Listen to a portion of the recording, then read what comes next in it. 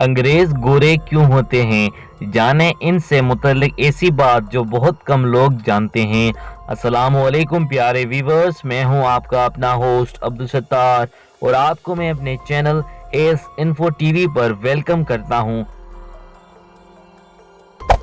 Hey there. Subscribe to my channel. And also press this bell icon. کیا آپ نے کبھی سوچا ہے کہ کچھ لوگوں کی رنگت سیاہ گندی یا کچھ کی سفید ہوتی ہے؟ اس کا جواب ہے سورج کی تپش سے حفاظت کے لیے جلد کی سب سے اہم ضرورت وٹامن ڈی۔ ایسا ہی ایک سوال اکثر دماغ میں آتا ہے کہ آخر یہ انگریز اتنے گورے کیوں ہوتے ہیں؟ دراصل اس کی وجہ یہ ہے کہ جلد یعنی کہ اسکن ہمارے جسم کی ریپنگ یعنی کہ پرت ہے۔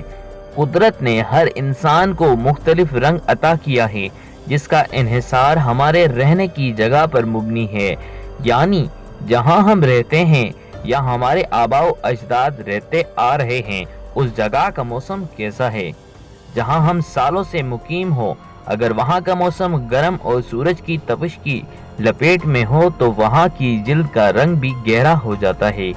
جیسا کہ ایشیا میں رہنے والے لوگ ہیں، بالکل اسی طرح اور انگریز اور ان کی آباء و اجداد صدیوں سے جہاں مقیم ہیں وہاں کا موسم ٹھنڈا اور سورج کی تپش میں نرمی انگریزوں کی غوری رنگت کا سبب بنی ہے۔